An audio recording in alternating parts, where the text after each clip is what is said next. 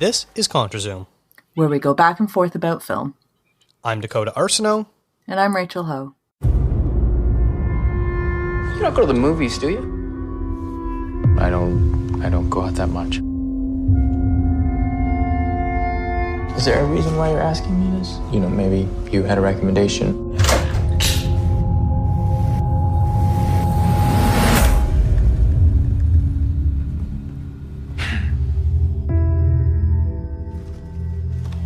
Anthony Clare, 3650 Rathburn Road.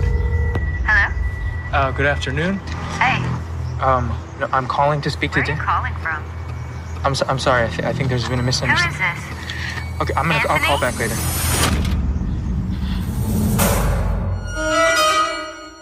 On today's show, we are continuing our A24 Retrospective.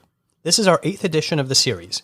You can listen to episodes 178, Red Rocket, 176, The Spectacular Now, or go way back to 108, A History of A24 Films to get the full backstory on the company. Today we are looking at the 2013 film Enemy, directed by Denis Villeneuve. The film tells the story of a failed actor from Toronto who has intense arachnophobia and is forced to watch a movie starring Jake Gyllenhaal with pure nightmare fuel. How about them S-word creatures? Pretty scary, right, Rachel? Did you say S-word? Yes, I don't like to say the actual word because they really haunt my dreams. Are you like actually, what is it, arachnophobic? Are you actually arachnophobic? Wow. Yes, I am.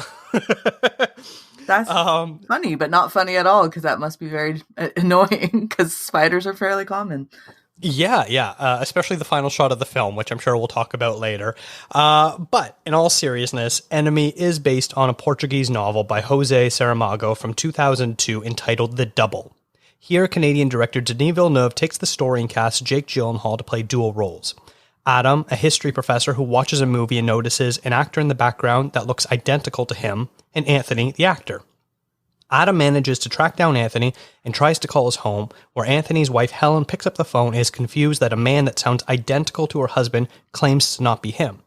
Eventually, the two men meet up in person and realize they are absolutely identical, including having a scar on the side of their chests. As payback for bringing Anthony's wife into the confusion, he decides to blackmail Adam by taking his girlfriend Mary out for a romantic weekend. The film is ambiguous enough to let viewers decide if Adam and Anthony are twins separated at birth, exact replicas of one another, or the same person going through some sort of an identity crisis. Before we go deeper into the film, I want to welcome Alex Watson. He is a film reviewer originally from the United Kingdom, but lives in Steeltown, also known as The Hammer, also known as Hamilton. He used to run a blog, Closer to the Edge, but all his reviews now live on Letterboxd, where you can find a link to his profile in the show notes. Welcome, Alex. How are you doing today? Hey, guys. Thank you so much for having me on today. It's really great to be here to be discussing Enemy. Yes, I'm very happy to have you here.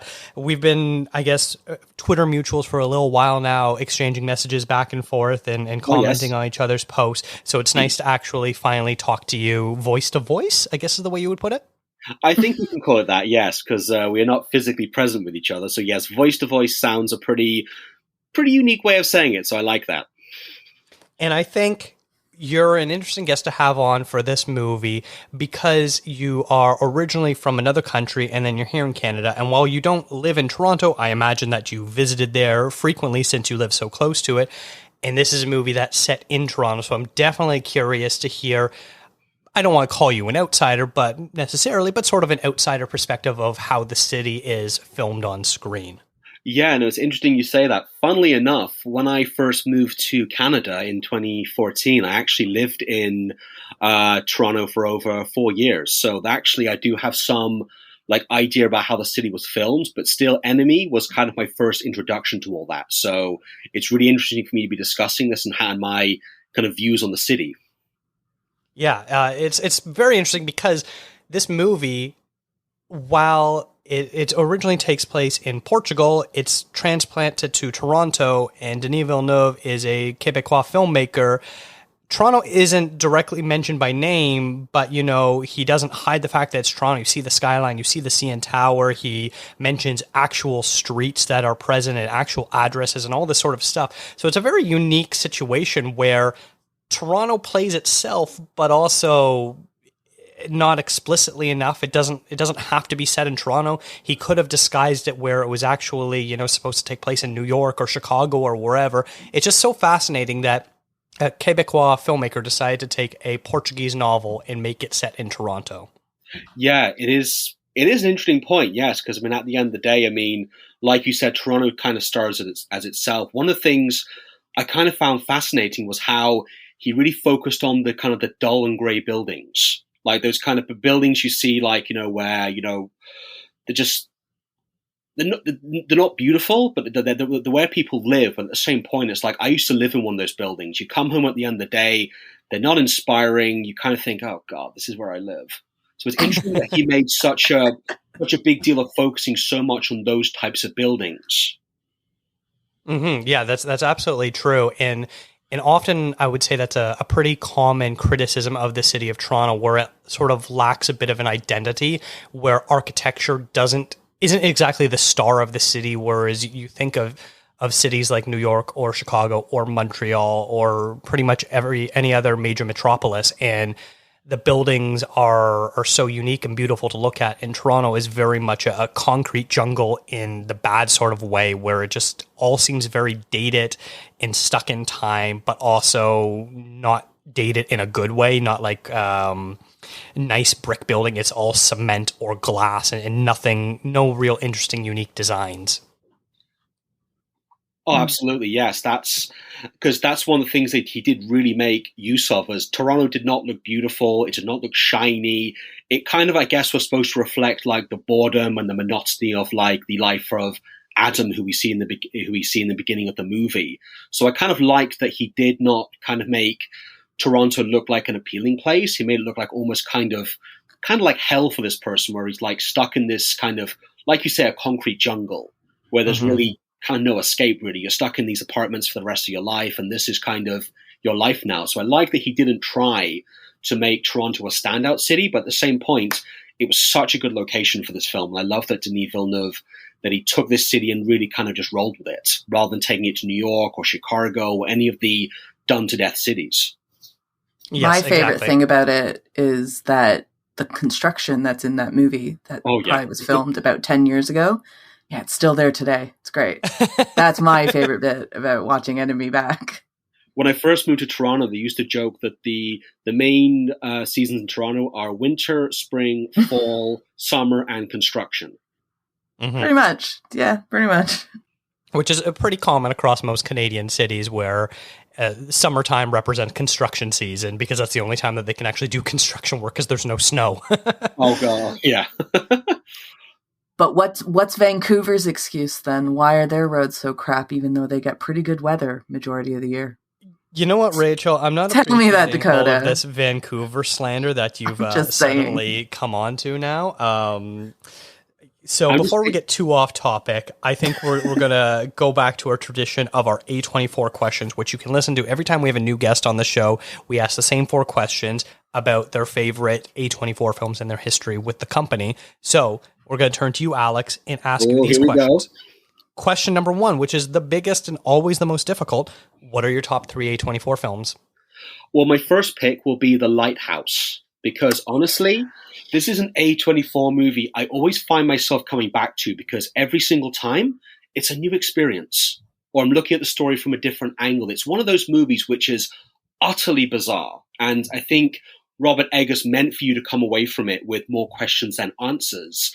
But at the same point, it's just utterly fascinating. So that's kind of my number 1 pick in terms of my A24 movies. Would be The Lighthouse would be my first pick. You know, it's funny, Alex, actually. I think I'd heard of that movie when it came out, and then I kind of forgot about it. And then you tweeted something, and it reminded me to go watch it. And I think you said to me, you're like, it's kind of weird, but if it's your thing, like, you'll really, really like it. But otherwise, it might be kind of weird. And then I went away and I watched it, and I absolutely loved it. So, yeah, you were probably responsible for getting me to actually watch it. Wow, that's great to hear, Rachel. Fantastic. It's a great movie. Excellent. It is a great movie. I mean, it's one of those where I think it will always divide people, I think, because I think for many people looking for answers and kind of things that are concrete, it's a very tough experience, because everything is very kind of ambiguous and mysterious. We don't quite understand, like, are the characters there? Are they in purgatory? Like, for example, and of course, there's a lot of that, the ye old English with like, what's our timber man want with being a wiki kind of stuff. So it is a tough movie, but it's so rewarding. And it's one of those films that you'll always read different theories on. You'll always revisit it with a fresh set of eyes. My second pick. Yeah, my second pick is one of the more popular A24 movies is Midsummer. Yeah. It's I don't know. It's kind of I like it the same reasons I like The Lighthouse. It's always something new for me. Yeah. So every time I watch it, it's kind of like I notice something different from the first time, or I look at the characters in a different way. Like, for example, every time I view the last scene, I kind of wonder, what is that face that Danny makes at the end of it? Like, is she completely broken? Has she found a family? Or is she just literally reveling in the chaos that's just happening? I always love the fact that it always makes me ask those different questions. And it's just, I love Ari Aster's style, and I can't wait for his movie Disappointments Boulevard with Joaquin Phoenix coming out this year. Yeah, I'm excited for that one. I think it's been kind of done. And I remember when it was announced, I just saw, wow, Ari Aster and Joaquin. Yeah, coming in. So yes, it's apparent the clues about the plot have been kind of sparse, but hopefully it's going to be like a bit more of a straightforward experience. But I don't know. I kind of hope Ari Aster brings his trademark zaniness to us, because that's one of the things that made Hereditary and Midsummer such a memorable experience. Mm-hmm. I'm a massive Midsummer fan, so that's absolutely. Like, we should all dress up as the Haga for Halloween one year. No, I don't think I'd look very good in the May Queen dress, sadly. My final pick is one that's sadly one of the more forgotten A24 movies, but it still honestly insults me that Ethan Hawke was not nominated for an Oscar for this one, because First Reformed was just one hell of a picture. It was just, honestly, I think that is Ethan Hawke's finest performance, and it was such a deep movie because it really was about like kind of political, like kind of corruption, and a man really losing hold on the strong beliefs that he used to have, and all the while he's kind of reconnecting to this like more more kind of anarchy vibe. And I just honestly loved the direction of Paul Schrader. He's a director who, honestly, it was fantastic to see him come back so strong in this movie, because for so many years he'd made middling movies. But First Reformed just showed what a great writer and director Paul Schrader really is. It's a shame that his follow-up, The Card Counter, this year wasn't that good. Yeah. Oh, really? I heard some people seem to be raving about that one. I think it was mainly because of Oscar Isaac, I feel. Yeah. Probably. It's a very weird movie, and it's kind of all over the place, and you can't tell it's almost like watching a Nicolas Cage movie where you're like, I'm not too sure if this is brilliant or if this is complete shit. Well, with Nicolas Cage, it's going to be one or the other. That's the unfortunate thing with him. He makes some brilliant movies, but he makes so many movies where it is really just to pay his tax bills. Yeah. Well, that's a great top three, and I'm really happy that you like those, and specifically shouted out First Reform. That's one of my favorites as well, and I'm really happy about that. I don't know how Ethan Hawke didn't win every award going for that one. It was just a stunning performance. Yeah, it was a damn shame. But the second question is, what was your introduction to A24? So what was the first movie that you watched from them? My first introduction to A24 was probably one of the more polarizing A24 movies, because Spring Breakers was the first A24 movie I really remember watching.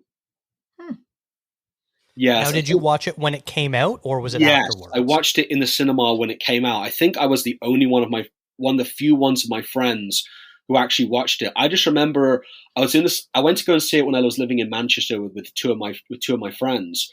And after the movie, my friend just went, "What a crap film, mate." It is one of those movies. I think it did turn people off, because the problem was how it was marketed. Because Spring Breakers, it was marketed as this really cool, sexy crime thriller with girls in bikinis holding machine guns. But in reality, it was a lot more art house and a lot more experimental than I think people realized. Yeah, that was one that Rachel and I were kind of mixed, slightly divided on of our series. That was obviously one of the first movies from the A24 canon. So that was one I like a bit more than Rachel does. But either way, I think we were both kind of middling on. Would you say that you were a fan of it or no? I guess the problem for me was I've never really been a big fan of Harmony Korine's work. And I guess the thing for me was I just found it a bit too random, because it was like there was all those scenes of repeated dialogue, like there was that weird kind of constant clickety click of a gun sound.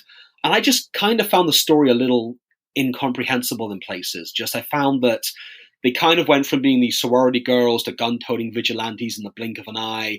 I guess you could say I really respected the style of it, and I really absolutely love the cinematography in that movie, because the neons, being like in the neon-soaked like Florida was absolutely perfect for the story. But I guess I wouldn't say I'm a huge fan of it, because I just found it was just a bit too confusing for me, I felt. Interesting. Okay. Well, question 3. What director, dead or alive, would make a good A24 film? Well, my choice is a guy, so far he's only made one movie, but it was one hell of a picture. My choice is Andrew Patterson, who was the director of the movie The Vast of Night. Yes, Dakota and I both really, really love that movie. Yeah, he's an A24 director, if ever I've seen one, because his style and just the whole, I love how he brought to life like the 50s paranoia, and also made it kind of a really kind of tense and almost like a horror film towards the end of it, because it really got kind of not bizarre, but it got very, very kind of insane towards the end of the movie. So he would be my pick, because he's just fantastic. I think he would be a great A24 director just based on his style.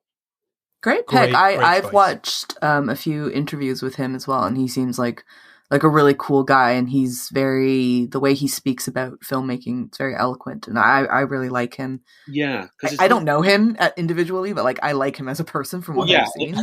He seems really cool, and yeah, I love Vast Night, as I said, and I know Dakota was a big fan of it too. Absolutely.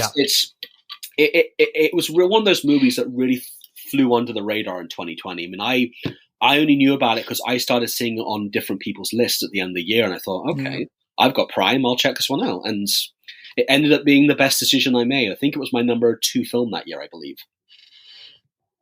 Great choice, yeah. That's one I'm a huge fan of. I put that on my top 10 too. I can't remember what number, but yeah, it was there. It was second only to Uncut Gems. So there you go. That was a very tough movie for me to leave off my top 3, by the way. Well, clearly you have great taste. And then our last question is very up in the air and up to interpretation. What makes an A24 film, in your opinion? Well, the first thing that makes an A24 movie is the story should give you more questions than answers. Because I find so many times with an A24 movie, you come away wondering what you have just seen. And often it's a movie that will need repeat viewings to truly understand the message. That's what I feel is the first thing that really makes an A24 movie. Also, I feel you need really great, but kind of very offbeat cinematography. Because I find that for example, The Lighthouse, I love how they used the use of black and white in that movie, but also the different way they used the cameras and the framing, and just how it really looked almost like another world compared to just being 2 guys on a lighthouse. I love how they really made it kind of offbeat, so it really distorted your view of what reality truly was. And finally, you need to have a great but very eerie soundtrack, because I found that, for example, for Enemy, for example, one of the key elements to it was just the music. Well, those are some great ways to describe the company, and I absolutely agree with all of them. And I think that's a pretty unique answer, because I don't think we've gotten something quite exact like that, have we, Rachel? No, I think that's actually probably the most intelligent answer we've gotten. Our mine and Dakota's answers included in that. I actually think you gave probably the most eloquent answer for that one. And I like what you said about The Lighthouse, because I think one of my favorite things about that movie, just in terms of the behind the scenes, is the fact that Robert Eggers actually used lenses from that time period. So when you're talking about it being from another world, it kind of was from another world. It was from a completely different time period than we are today. So yeah, I really like your answer. It's a very academic answer, and I appreciate that. Thank you very much. Well, on speaking of Robert Eggers, I cannot wait to see The Northman. Yes, it's going to be really good. Not A24 though, randomly. Is it not A24? Oh, no way. It's a Universal, I think it was. It was Universal. Oh, that's crazy. Yeah, so we'll have to find another reason to talk about it. Yeah. We'll figure it out. It's Alexander Skarsgård. I'm all in. If only for the fact that he cast Bjork as a Viking witch, which is just perfect. Yeah, that's such a great casting. When I heard she was in it, I thought that's amazing. And I've been waiting for her to accents Dancer in the Dark. So there you go. Is this really her first role since Dancer in the Dark? I think so. I think she did one movie with her husband like a long time ago, but I can't think of anyone who actually saw it. Interesting. Yeah, but well, thank you so much for answering the questions. That's a great addition into our museum of A24 Retrospective 4 questions. I don't know what we're calling this segment. But let's get into the reason why we're all here, and that's to talk about Enemy, which was directed by Denis Villeneuve and was the filmmaker's second English language film after working almost entirely in French language cinema. It stars, as noted earlier, Jake Gyllenhaal in dual roles, as well as Sarah Gadon as Helen, Anthony's wife, who knows he has previously cheated on her before, and now that she is pregnant, worries that he is unfaithful again. Melanie Laurent as Mary, Adam's girlfriend Helen, who seems to just be someone who has a sexual relationship with him, as the two never engage deeper. And Isabelle Rossellini, who plays Mother, the mom to one of the men, but is ambiguous as to which one. The movie premiered at TIFF on September 8th, 2013, and was released wide on March 14th, 2014.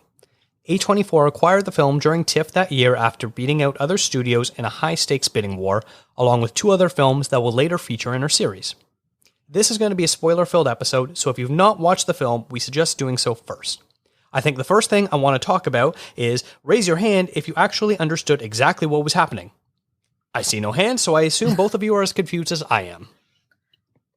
Yeah, I was saying to you guys right before we got on, I've seen this movie many, many times now. It's one of my favorite Villeneuve movies, one of my favorite Gyllenhaal movies as well.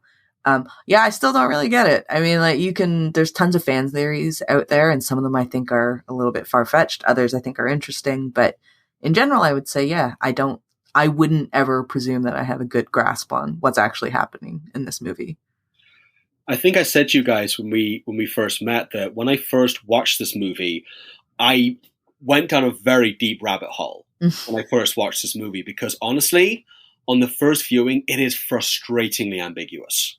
Yeah. And it's one of those first-time experiences that you don't forget, but at the same point, you don't really understand what you've seen, which is honestly where the kind of the genius of the movie comes from, because Denis Villeneuve, he doesn't want to give you those answers in the structure of the movie. He wants you to go out there and he wants you to actually figure it out for yourself, which is honestly what I've been trying to do, I would say, for the past 6-7 years, and I still don't think I'm anywhere near, to be honest. I think that's almost the design of the movie, though. It's like, I don't think it's a movie that is meant to be answered in a way, or meant to be figured out. I think it's a movie that's meant to be discussed and meant to be kind of pulled apart, but I don't know if, I did see something, I don't know, it's IMDb trivia page, but they said something about Denis having the cast sign an NDA on what the spider at the end means. And I don't know if that means that he actually told them. I presume that's what it means, or if it's kind of spelt out, but I like that they've never come out and just said, this is what the movie's about, even a decade on. I'm glad that they haven't done that, because I think it's just, that's part of the fun of the movie. And that's also what makes the movie so good. I think, I remember once seeing an interview with Villeneuve. I think the closest he's given to an explanation is he said something like, it's a documentary about my subconscious. I think that's the closest he's ever That's interesting. ever gotten to giving us an answer what Enemy is actually about. And let's be honest, and unless he really wants to spoil the party, I don't think he ever will. No, he shouldn't. I don't think he will. Yeah. This movie is interesting because it actually almost works, I don't want to say better, but on a very basic level, if you just take what this movie is at surface level and just accept the information that's presented to you, it's probably a lot more straight up enjoyable, where you could just be like, wow, there's a mystery. Are these two guys related? Are they the same person? Who knows? At the end of the day, one of them ends up surprisingly dying in a car crash and the other one takes over the other guy's life. That's the end of the story. And so it's very interesting that you can sort of approach this movie with this mindset of what is exactly shown on screen is reality and is truth. But if you so choose to delve into it of, are they twins separated at birth? Are they just clones of each other? Are they the same person going through an identity crisis? What do the spiders mean? What's the situation with the mother character? Who are these women? All this sort of stuff. You can really go, as you said, Alex, down this rabbit hole of like constantly trying to figure out what one thing means. And I found myself the more, because I'm much like you, I also started doing a whole bunch of reading about what this all means. And as soon as you start reading and breaking down, you're like, okay, this is what this scene means. It's sort of offset and contradicted in a different scene almost altogether, and it kind of brings you back to square one of what does everything mean, because it's a puzzle that doesn't actually fit together. It's absolutely true. Yes, it's one of those movies that when you actually look over the puzzle pieces you are given, it's just some of them will fit, but some of them you're thinking, okay, well, so I still don't get it. Yeah, that's kind of, like we said, that's the genius about this movie. Is it is like a puzzle, but it's probably one you're never going to finish, which was like me with every single puzzle when I was a kid. So, Rachel, how did you feel about the contradictory nature of maybe some of the sequences? Because, you know, you look at, I'll compare it to something like Fight Club. This is Fight Club is a movie. Everyone, I really hope has seen this movie, both the two of you here, and I mean everyone listening to it. You now know that Edward Norton and Brad Pitt are the same person, literally.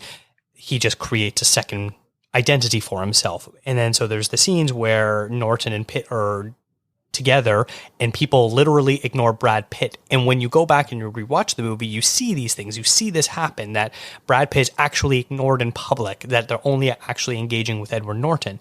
And here you get sort of a situation where the characters will interact with each other. They'll interact with their partners, but not at the same time. And then there's this extra confusing moment where when the history teacher, Adam, meets up with Anthony's wife and they don't know each other and he walks away, she calls up Anthony, but he doesn't pick up the phone until Adam is out of the picture.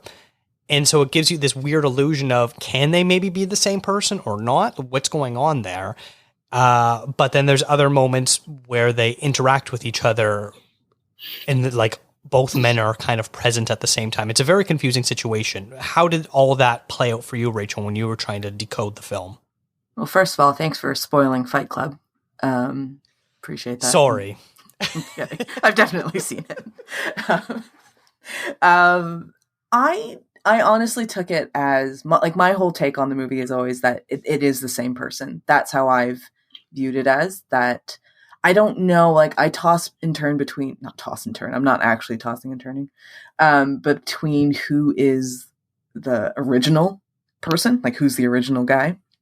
But I do think it's the same person, and it's kind of just it's like a play of, it's like a kind of a breakdown. It's like, it's interesting what you said, Alex, about what Denis said about the movie being a documentary of his subconscious. Because to me, it just kind of shows a man who's having a bit of a breakdown. Maybe it's because, like, I took Anthony as the main guy initially because I thought, you know, he's got a pregnant wife, and that is kind of what is driving him, leading into a lot of different insecurities and a lot of question marks that he has, and also kind of causing him to act out a little bit in terms of, you know, those secret sex clubs and all that kind of stuff, and cheating and having affairs and whatnot.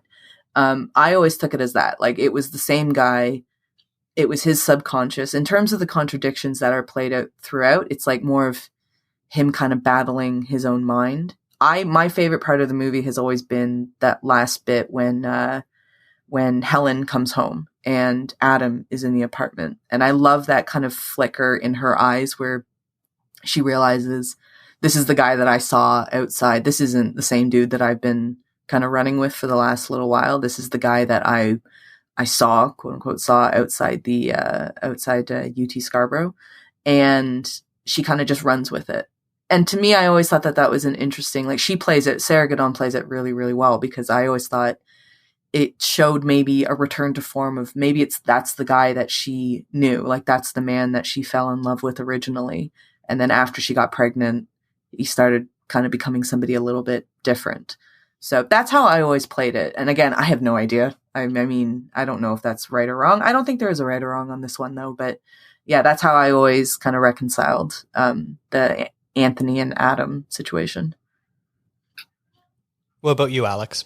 I kind of subscribe to the same theory as Rachel. I've always been of the opinion that Anthony and Adam, that they are the same person. Because, I don't know, it just, when you look at the movie from the very beginning, it just looks like, I mean, I want to go back to the point you made, Dakota, about the scene, because this scene really changed the movie for me when I watched it the second time. That scene where she visits him on campus, and that scene where she calls Anthony, but then he answers the phone when Adam has just walked out the shot. It's just that is what made me think that these are two people who are the same, and it's the scenes with Sarah Gadon that really make me believe that they are the same person. It's like that's the same scene that Rachel was talking about when, you know, Adam goes to visit Anthony's wife in the apartment, and it's just the looks that she gives him, and they're just that scene where she gets into bed. And she just kind of stares him down, almost looking to see, is he back with me, or is he lying to me again?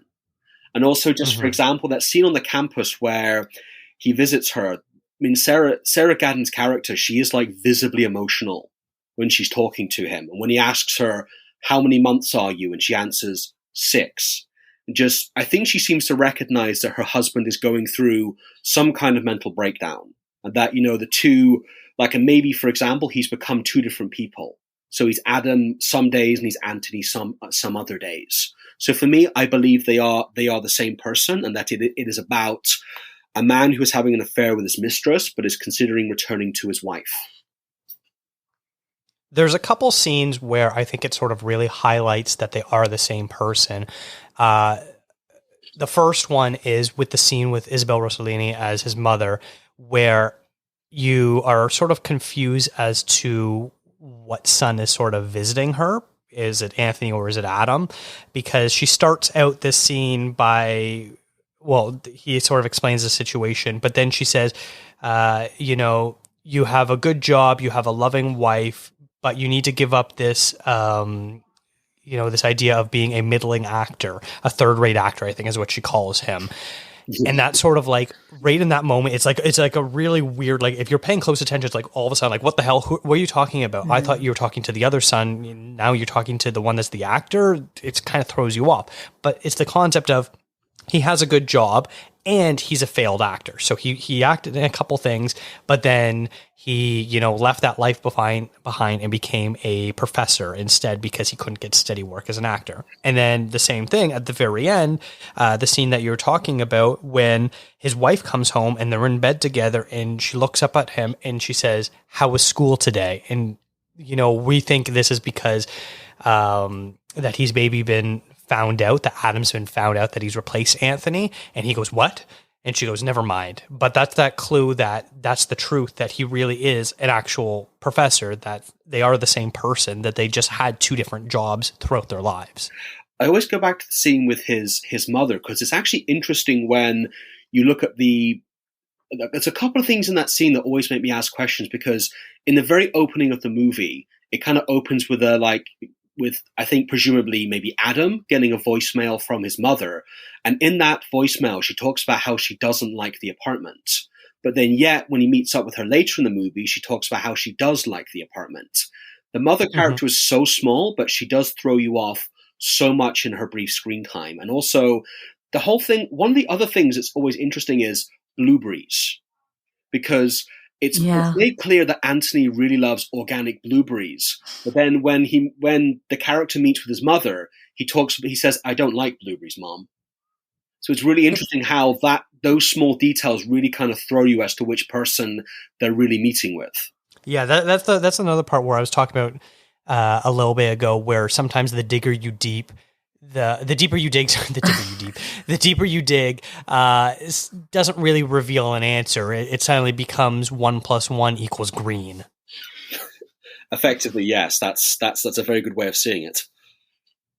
I also love, Alex, you mentioned, the mother role is quite small. It is very fleeting in a way, just in terms of screen time, but it's such an important role. And I love that they got somebody like Isabel Rossellini to play the mother, because she's like, she lends so much weight to the movie, I think, in such a small role. Like, no offense to kind of no-name actresses, but I think when you have somebody like her with the, I guess her reputation, but also just kind of the grace that she brings, and the levity, or not levity, but the weight that she brings to a role.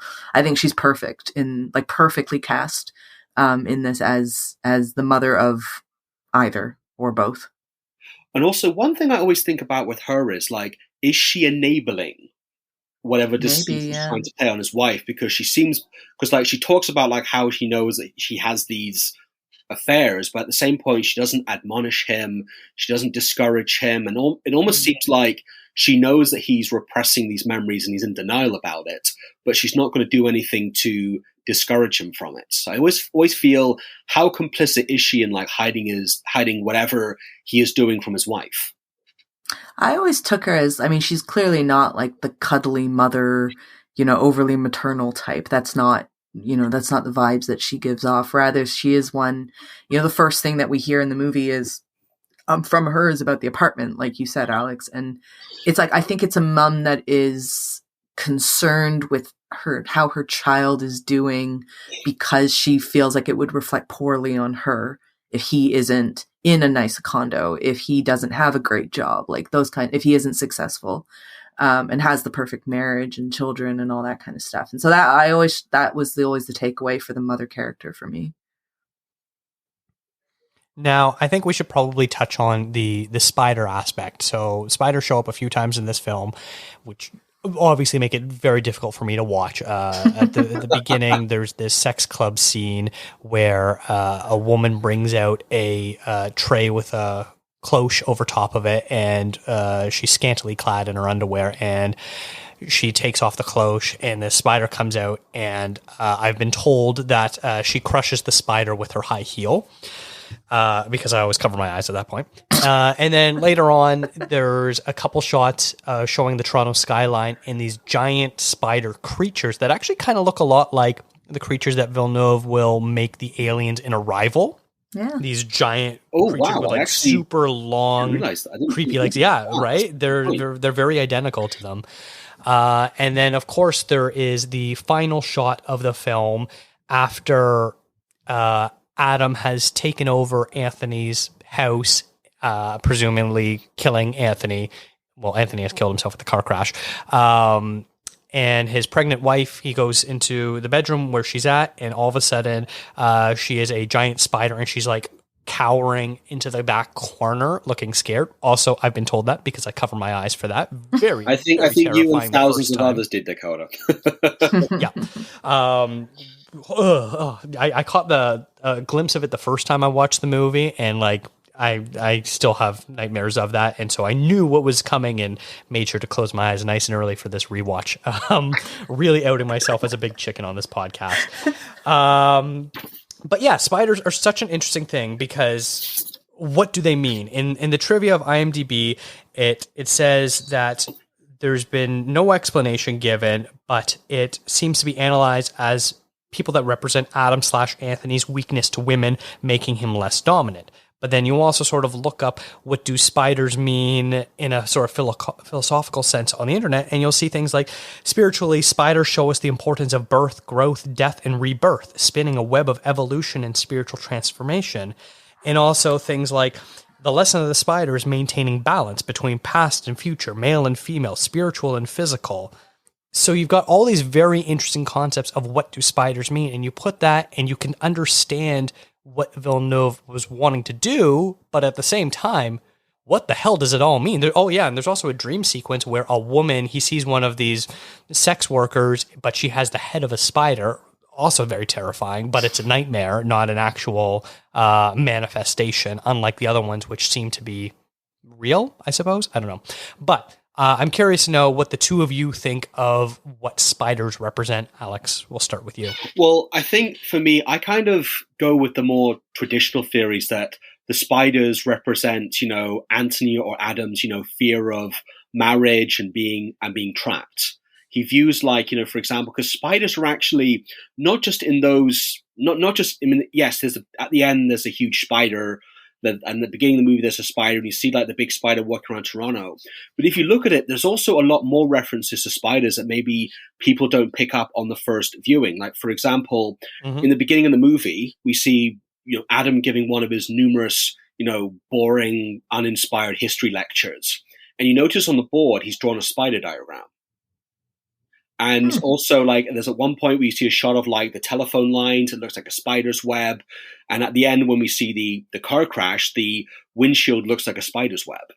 For me, I feel that spiders represent his fear of marriage and kind of fear of, like, having to commit to another person. He sees it not as love. He sees it not as, you know, a relationship. He sees it as being, you know, trapped and not being able to escape. And it's really interesting how I always go back to kind of the final scene of the movie where you see the huge spider. It's always the spiders react. It's kind of the two things. First of all, I love the spider's reaction where it kind of recoils. So for me, that kind of represents, you know, the spider maybe represents his wife and her fear that he's going to go out and cheat again. Whereas Adam, his expression is more. It's not of fear. It's not of shock. It's of resignation. He's kind of resigned himself to the fact that, you know, he's married, but the cycle's probably going to repeat itself again. So for me, spiders represent women and they represent his fear of relationships. I would take a very similar approach to it, but maybe coming from a different angle. Like, I agree that I think that the spider represents his fear of women. But I think it's a fear of women kind of engulfing him in maybe the way that his mother did when he was growing up. I take that from, like, the only kind of fun fact I have about spiders is that the women it's been a bit mythologized now. The female spiders are known to eat male spiders, and that's either kind of before, during, or after mating or copulation, as Wikipedia so brilliantly says. I was like, oh, that's a much better word than mating. But it's the idea that, you know, after, because the female spiders are a lot bigger than male spiders, and so they will eat male spiders, but they won't eat a male spider if this male is too little. They will only eat them kind of when they're at an appropriate size. I guess it's worth their while to eat them. So I always took it as that because, you know, the concept of Black Widow becoming a name for the femme fatales in a lot of movies, not just Avengers, like even kind of before that, Black Widow's been a name that's been used for women who in kind of Adam's Family Values. There you go. Yeah, Joan Cusack's character's nickname was the Black Widow. Yeah, and it's this idea of that they eat their partners, you know, and they eat the men basically, and the women are a bit more dominant. So that's how I always look at spiders. I remember learning that, I don't know when, maybe high school or something like that. And it always fascinated me because it's like, oh, like the female is the more dominant of that species, if you can call them that. Yeah, you can call them that. So I always kind of took it that way, that it was the idea that, you know, when Adam sees the spider, he's just kind of like, I agree with Alex about just kind of being resigned to the fact that, yep, like this is just going to eat me. Just like my, and the reason I throw the mother in is just because I feel like, you know, I think he has some mommy issues. I think clearly there's some mommy issues going on in this movie. And I feel like maybe that's where it comes from, where his whole life, he's been maybe quote unquote eaten by his mother. And now it's just going to be his wife is the next one that's going to do it. And the whole movie is kind of his breakdown of trying to escape that and trying to run away from it. But I agree with Alex that in the end, it's just a resignation of, yeah, this is just what's going to happen. And I've seen some people say that sigh at the end is Adam sighing in relief, because the spider is kind of going back into the corner, kind of retreating into the corner. I never took it as relief, though. I always just took it as him it's just him acknowledging, like, this is just how it is. Like, there's not much I can do about it. And, you know, baby's coming. I have a wife. That's it. That's that. Well, being a married man with a child, I can tell you that's definitely the case. It's nice to hear both of your interpretations of that, because for me, with my intense arachnophobia, I try to just ignore it and not think too much about it. So I appreciate hearing some intelligent thoughts on the matter. Yeah. Also, the one I always like to go back to with the spiders is like you got like another scene that you mentioned at the beginning, Dakota, the one where he's in the sex club at the beginning, and that the woman brings a spider out on the tray, and then of course she crushes it. It's in that scene. I mean, I can't tell whether it's Adam or whether it's Anthony in that scene because they hide it so well. But it's just the way that he looks at the woman doing it. There's a kind of longing look on his face, where almost kind of like he's repulsed by what he's seeing, but yet he's absolutely longing to be that spider. He's longing to be crushed by that woman and to be relieved of marriage and relieved of children and to be relieved of just, being trapped in this cycle, which he clearly doesn't enjoy. So it's always interesting for me to view that first scene, even though I know it's not fun to watch a spider get crushed, even if it is a CGI spider. But still, it's that longing in his face and the way that he puts his hands on his cheeks and just looks horrified, yet he utterly longs to be that spider. I always find that kind of callback interesting as well. It's like a real look of frustration on him. Like he's like pissed at himself that he's like, why do I have these, like you said, longings? Like, why do I want to be that? Like, I know that that's stupid. I know I shouldn't be that guy. But yeah, I always felt like it's kind of like him beating himself up a little bit over it. And I love how that Villeneuve keeps cutting back to like the kind of the perverted faces of the men around him, where basically I think that kind of mirrors his disgust. Like, I'm actually here with these complete creeps, but I can't stop it. That's one thing I always love, is how Villeneuve shows the really kind of like perverted men on display who kind of mirror his disgust of what's happening, but at the same point, he's exactly like them because he's coming to this place and he's fascinated by this kind of stuff. I mean, Denis is really on his game in this movie. Like, I feel like he's done obviously really great movies since, but this is kind of that crux in his career where he goes from the small Canadian indies, and this is a Canadian film too, like Telefilm Canada is a big producer on it. So it's like, it's him going from this into now, and then eventually the Sicarios and Prisoners and all that kind of stuff. So but he's so on his game in this one. Like we already talked about the cell phone scene when, what's her name? Helen calls Anthony. And it's like, that is brilliant of just him just cutting away. And it's very natural. Like, it's like, it does take him that amount of time to get, you know what I mean? Like, so I feel like, Denis is he's really on one in this movie. Well, I love. Yeah, he's definitely working at a higher level of something the likes of like what David Cronenberg was doing back in the 70s, 80s, and 90s as well, where really playing with horror and psychology and what does it all mean while sort of dissecting the human mind at the same time and making something truly unique and thrilling, which very few filmmakers are able to, no pun intended, weave so many different stories and styles together to make something so cohesive and unique and something that you just want to understand. Because at the end of this movie, if you're not going like, okay, what does this mean? I need to understand, what does this mean? Then I feel like the movie just kind of went over your head completely, because if this doesn't elicit that sort of reaction, you missed everything. Yeah. Cronenberg, that's a great comparison. Cronenberg back in the 70s. Yeah.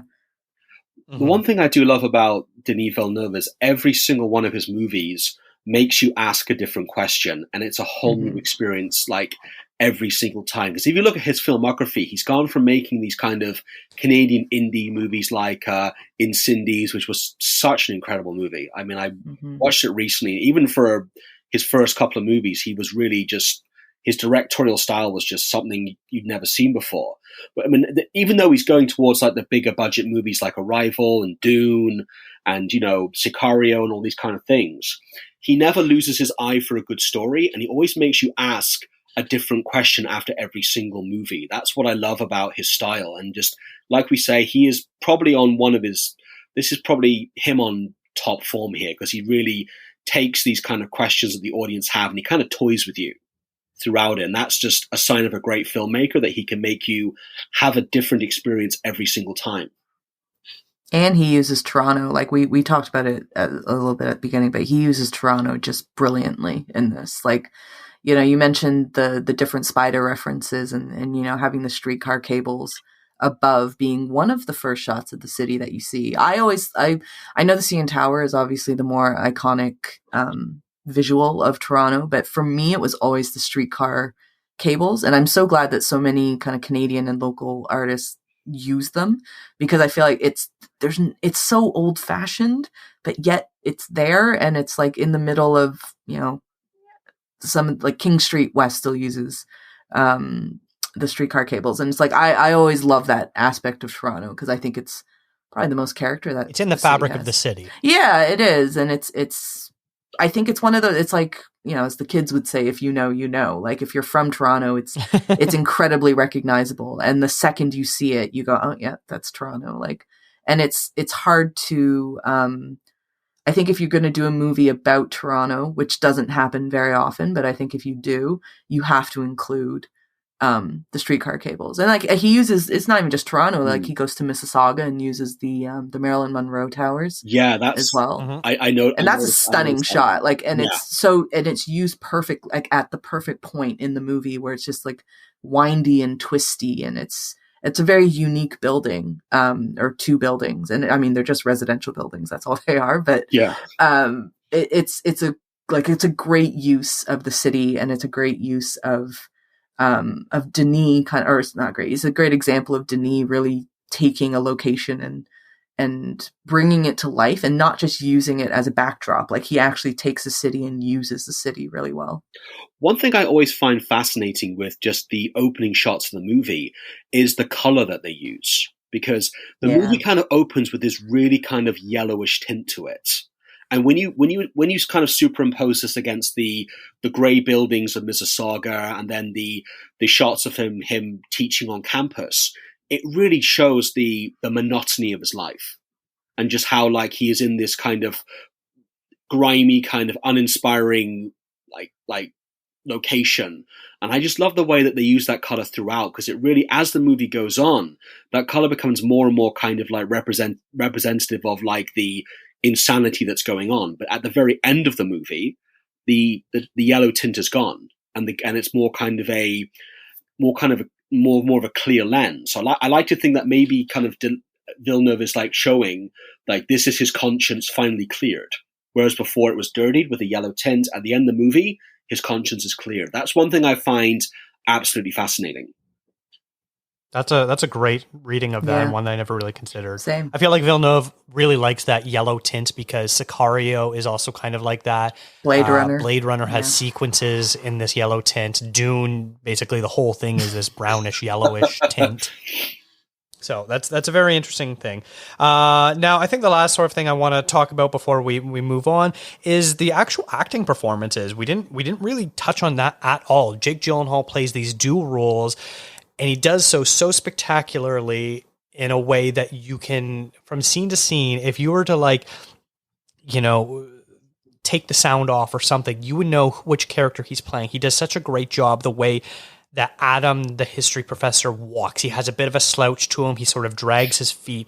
Whereas when he's Anthony, he has much more of a confidence, a sex appeal to him that we would expect from someone like Jake Gyllenhaal. And then when he's like interacting with the wife and the girlfriend characters, and both as their partners, and when the reversal happened, he does such a great job. And the women too do a great job at knowing and not knowing who they're interacting with. That's just so fascinating. So the fact that Gyllenhaal with these two roles, and then Melanie Laurent and Sarah Gadon, the two of them together work so well as the partners for the different Gyllenhaal characters. I just want to know sort of your thoughts on all the performance in this film. Rachel, we'll start with you. Gyllenhaal's amazing. I love Jake Gyllenhaal. I'm a big fan of his. Like, he's one of those actors that if I hear he's in a movie, I'm there, I'm watching it, even though some of his are, The Guilty wasn't great, let's be completely honest, but I was really excited to watch it because Jake Gyllenhaal's in it, and he will always be amazing in a movie, even if the movie itself isn't excellent, or even good for that matter. The scene that I love, like, 100% agree with everything that you said, Dakota, about the differences between Adam and Anthony. But the one scene that I loved the most is when they're looking at the hands. When he was like, I think it's Anthony, he goes like, show me your hands. And then the way that the two hands are shot, like I do believe it's just kind of Gyllenhaal both, and they just cut it together. And it's like, you know, Anthony's hands are really solid and they're really like firm, and they're that. And then Adam's are kind of slightly shaky, and he raises them up really slowly. And it's like, to be able to see insecurity in a pair of hands and seeing the contrast, to me, I think just as Denis was on one in this one, I think that Jake Gyllenhaal, same thing. Like, I think he was giving such a great performance in this. He always does, to be fair, but like, yeah, this is one of my favorite performances from him, definitely. It's a total mystery for me how Jake Gyllenhaal has not won at least one Oscar already. I mean, he's only been nominated for one, though. Yeah, like, that's insane. Brokeback Mountain back in 2006, I think it was, which it was a good performance, but it's nowhere near his best. I mean, you look at the performances he's given: Nightcrawler, Southpaw, Nightcrawler, yeah, just he's just one of the Donnie Darko, one of his very first performances. He's just, the thing I love about Jake Gyllenhaal is he's one of the only actors on the planet who can take these kind of very morally complex characters and make them so enjoyable to watch. And in this movie, he has to deal with two effectively like opposite personas, but somehow he makes them both just so engaging. Because I like how you said before, Dakota, about how like Anthony has this sex appeal to him, whereas like Adam, he's very neurotic. He wears like kind of boring clothes. His beard is unkempt. He drives a beaten up old Volvo. Whereas like Anthony, he drives a motorcycle. He wears expensive clothes. He's perfectly groomed. He's so direct, and he's almost kind of an arrogant bully in some scenes as well. Because I love the scene I love the most is that scene between him and Sarah Gadon, where she kind of asks him, "Are you seeing her again?" And just his reaction to that one as Anthony is just unbelievable, where he just basically explodes. And you realize that obviously that this is kind of him realizing he's been caught, and he's aware that his wife is onto him, but his reaction, rather than denial, is one of anger, because he realizes that, you know, his affair is no longer secret. So that is probably my favorite scene in the movie, just because of Gyllenhaal's reaction, because he's one of the few guys who can really make an angry reaction seem almost terrifying, to be honest. And yes, I think for me, he's excellent twice in this movie. So I still can't believe that he did not win at least one award for this movie.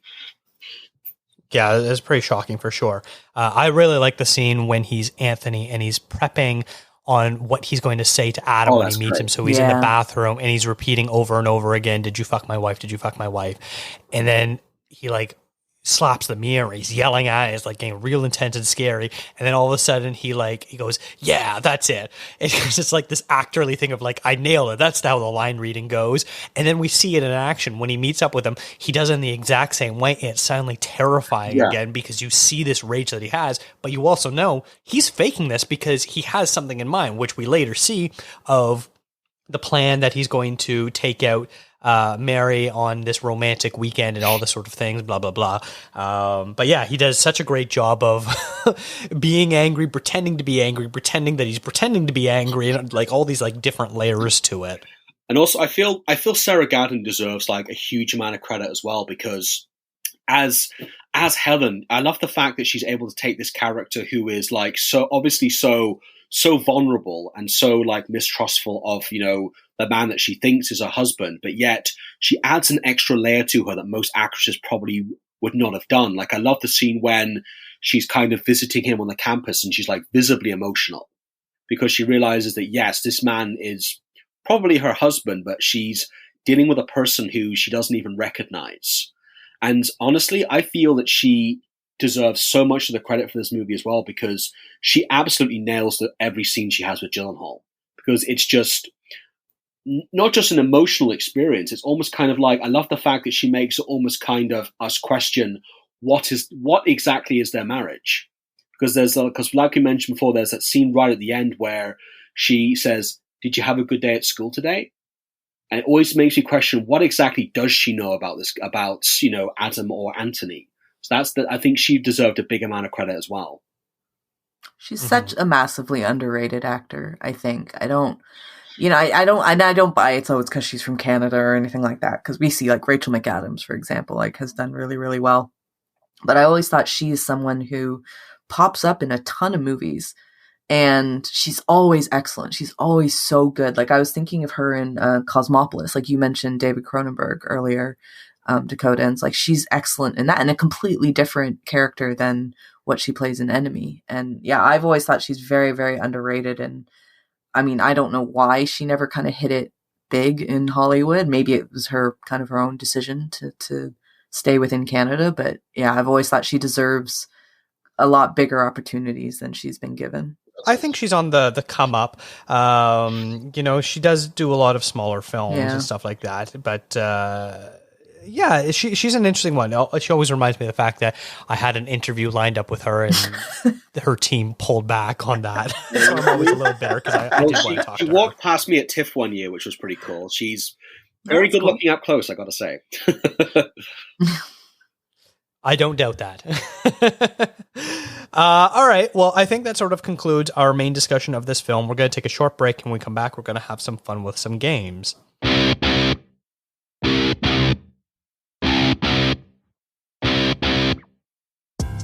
This is Classic Movies Live, the pre-recorded show where we talk about movies that just came out. I'm your host, Jeff, and I'm joined, as always, by my co-host, Pierre. Pierre, what movie are we talking about today? Jeff, what are you talking about? We're recording an ad. Oh, is this an ad for Kicking It with Kendrick? The show where every week we bring on a different expert to talk about the filmography of Anna Kendrick? No, this is an ad for Losing It Over Leo, the show where we chronologically go through Leonardo DiCaprio's career from childhood to his Oscars. Are you entirely certain this isn't an ad for CML Classics, episodes of Classic Movies Live that we recorded 2 years ago? Well, I guess it's an ad for all four at this point. Well, you know what? That just works out, because you can find all four of those over on the Heatwave Radio channel on Spotify. Nice.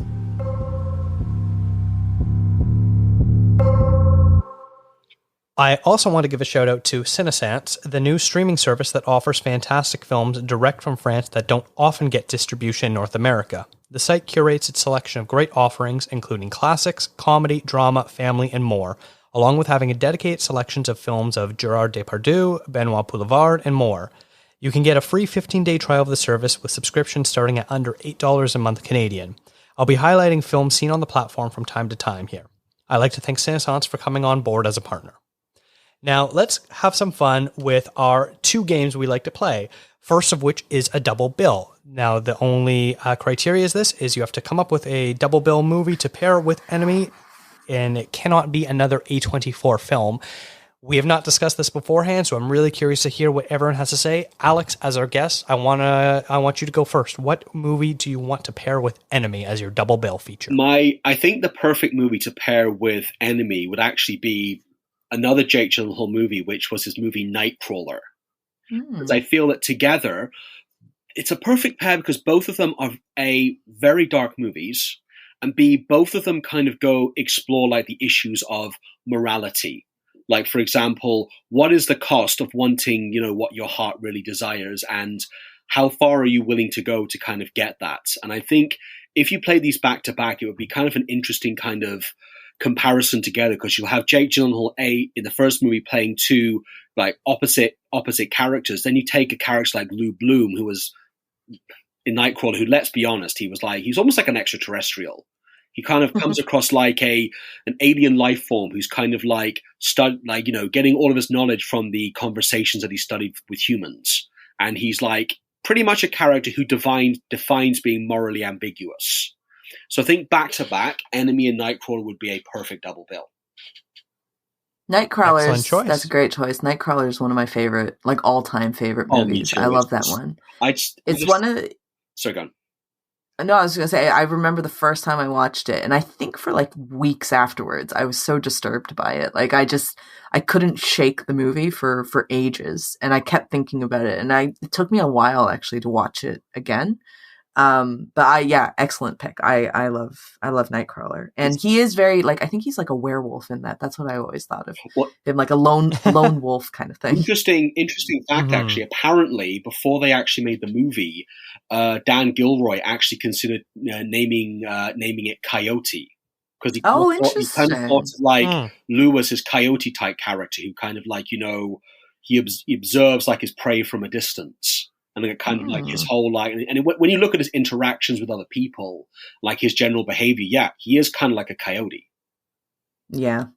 And Jake Gyllenhaal, for as good looking as he is, he always tries to choose roles that just make him look the creepiest man that's ever existed.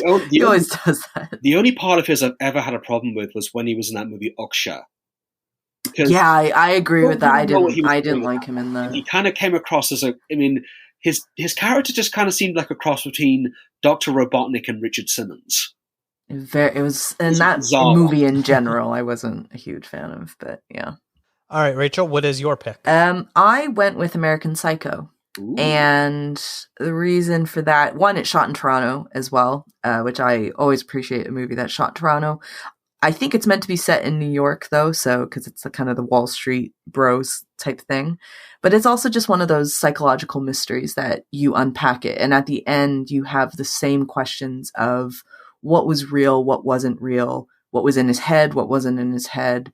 The ending of American Psycho for me is one of the kind of the funniest things in the world. Like, I love when he shoots up, like he fires a gun at a car and the car just blows up after one shot. And he looks at the gun like, the hell did I just do? Like, how did that happen? And I always love that because it's for a movie that was seemingly set in a very horrific reality. There was a lot of kind of otherworldliness to it as well. Like a lot of things that just didn't make sense, like things that wouldn't take place in actual reality. And I think it's a nice contrast to Enemy, where Enemy is such a quiet movie. It's a very introspective movie, and American Psycho is on the other end of the spectrum. It's loud, it's brash, it's incredibly violent. And that is also one of my favorite movies of all time. So I don't know what that says about me, but yeah, American Psycho is the one that once I came up with it, I was very pleased with myself. I was like, that's a good one. That's a good choice to put it with. Well, the only drawback about American Psycho is you might want to listen to some Phil Collins after it. Yeah, it's true. It's very true. But he has like a special place in my heart now because of that movie.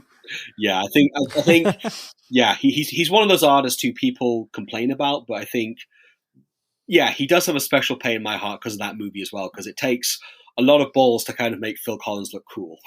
Yeah. What was your choice, Dakota? So I couldn't decide if I want to go populist or bougie, and at Rachel's insistence, I am going to go highbrow. And so my double bill pairing is Ingmar Bergman's 1966 film Persona. Ooh, wow, that's actually a good pick, Dakota. Amazing. That's amazing. Now, I save your sarcastic comments till afterwards, but the film is about a nurse who has to take care of a mute actress. And as the nurse bears herself to the actress, the power dynamic slowly changes until eventually the two faces literally overlap, and the actress speaks and leaves the care home, leaving behind the nurse, revealing that the two people are actually one. And also, as an added little bonus thing, a spider is even featured prominently in the introduction to the movie to make even more comparisons. Can I ask what was your populist choice? It would have been Fight Club. Oh, yeah. I'll be honest, I thought someone would choose Memento, because that seems like a very obvious, like, kind of, and it's a good pairing with it as well. I remember seeing Persona when I was in my first year of university, and it's one of those movies that I think I wrote it off when I first watched it, because, let's be honest, first time Bergman is always very, very hard. But yes. Now that you say it, I mean, I've revisited that movie in years to come, along with a few other Bergman movies. That is actually a pretty good choice, Dakota, because yes, like you say, it really does delve into the issues of identity. And that one really is a movie where you do question what you have seen. And like, for example, is Liv Ullman's and the other person's character the same person? So yeah, I think in terms of being a very highbrow pick, yes, I firmly agree with you on that one, because I do have a soft spot for Bergman. I'll be honest. I've been meaning to watch Bergman's movie, because he had I think it was a documentary came out, Bergman Island, And after I saw that, I've been meaning to kind of watch his films again. So fair enough. Fair play to you. That's a good choice. Yeah. It's bougie, but it's a good choice. Yeah. I think Thank you. One of the few times I think I've really been starstruck at TIFF was when I got to see Liv Ullman at the premiere of Midsummer, because she's an icon, isn't she? And she's definitely. and she was, and she's Ingmar Bergman's muse. So that's one of the very few times I've really been like, oh my god, I'm actually looking at a legend here. Don't know what to do with yourself. Did you say hi? Well, I was at a very great distance, so I don't think she really cared what I was thinking, to be honest. But so it was pretty cool nonetheless. I was more excited about seeing Jessica Chastain, to be honest. There you go. Very true. Very fair as well for that. And I think if I had a third pick, it would have been something like The Prestige. Oh yeah. Okay. That's a good choice too. Speaking of Nolan. I mean, Nolan kind of like Nolan could have directed this movie as well, and I think that it wouldn't have been the same, obviously, but this is the type of movie I feel like he would have been attracted to, or the type of book, I guess. Yeah, that's very true. He would have been attracted to. Yeah, they're very similar directors in sort of the themes that they like to discuss in their films, despite the fact that they go about them in very different ways. Mm-hmm. One other thing, I think the thing that they kind of combine it's to a point that Alex made a bit earlier about Denis making these kind of smaller movies and now going into the big budget. I always felt like him and Nolan are really good at making really big movies, but they feel small in a way, like they feel like indie movies, but they just have a massive budget. That's all. All right, so let's go to the second portion of our game, and that's our Would You Rather section. So, Alex, lead us off with your Would You Rather question. Okay, this one I had to think quite a lot about because it is a big question. Would you rather?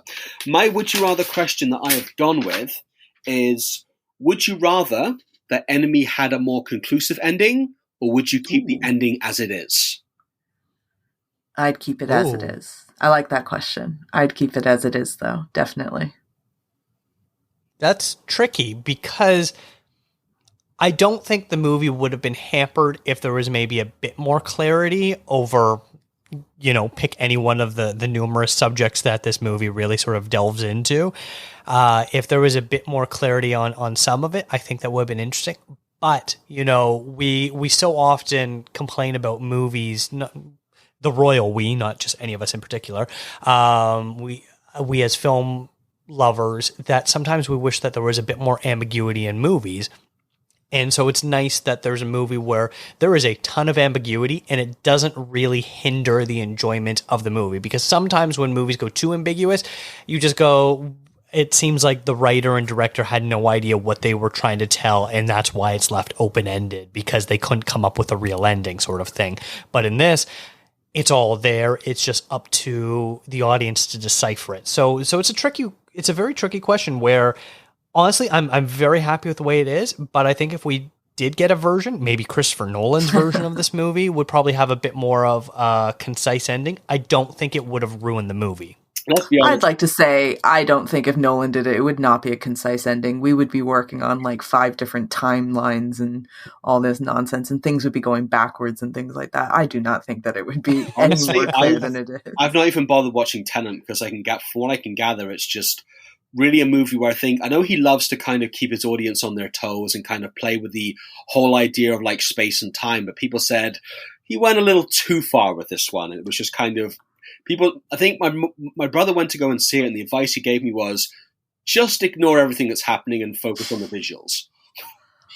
I will put my hands up and say I really like Tenet. I'm a big fan of Tenet. I think it's a cool movie. It is very Nolan, though. It's the most Nolan of the Nolan movies. I just can't wait for Oppenheimer because, first of all, what a cast for that movie. And that's a perfect subject for Christopher Nolan to kind of get back into these kind of more kind of linear movies that we sometimes see him make. Or will it be? Who knows? Oh, I know. Maybe it's about Oppenheimer, not detonating a permanent alternate reality. Who knows? But I just like the fact he always casts Cillian Murphy in something. So because he's the best thing.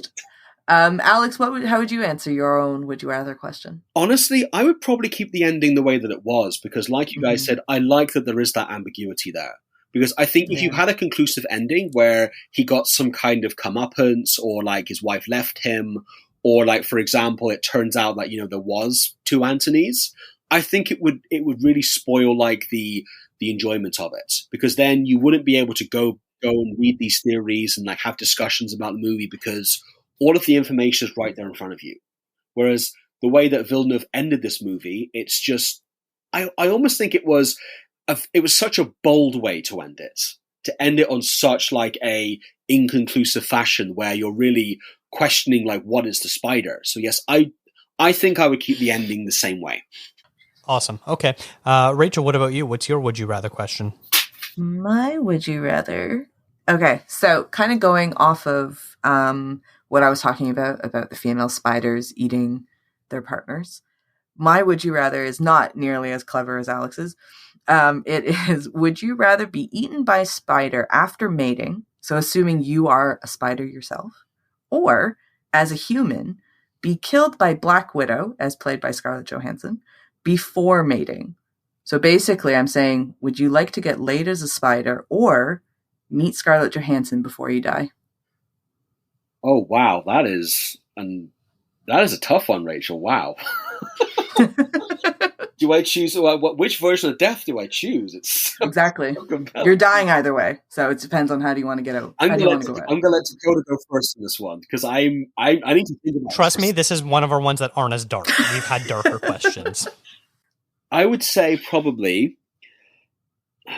I guess I would probably choose to get killed by Scarlett Johansson, because honestly, getting killed after mating kind of sucks, to be honest. Whereas, like, at least or get to see Scarlett Johansson. There you go. Dakota? Yes, the age-old question. Would you rather mate than die or never mate at all? Exactly. Well, which answer do you think I'm going to pick, I think you're Rachel? going to go Scarlett just because you have this really weird thing about spiders, even though you seem to like Spider-Man. It is not weird. No okay, a lot of people have arachnophobia. There was in the first Spider-Man. The very was first. one, but he was a very small spider, so I'm sure that was probably okay. That's true. I mean, to be fair, I'd probably go out with having Scarlett Johansson killing me, because it'd be cool to meet her. Why not? It'd be neat. Yeah, it would make a great story. No, but you'd be dead. Like, who would you tell it to? Well, I would hope she also brings Florence Pugh along with her as well. So, I do love her. I love her greatly. Yeah. Yes, please. Dakota, what's your would you rather? Okay. If you had a doppelganger, would you rather meet them or not? Alex? Oh, I would have to choose not, because the idea of even meeting myself would be so off-putting, to be honest. Because I just think, oh my God, do I really sound like that? Yeah, because I don't know, it's one of those things about, I mean, you always think, what would it be like to meet myself? But I think I would probably meet my doppelganger and think, oh my God, I'm so annoying. Rachel? Don't know. I always thought it'd be really cool to have a twin. I always thought it'd be really neat. Would I want to meet my doppelganger though? Because it would be really weird. I'm going to say yes, just because I feel like you could get up to like a lot of cool, fun stuff as like two identical pairings. Like doppelganger isn't like exactly identical, right? Like not kind of look alike.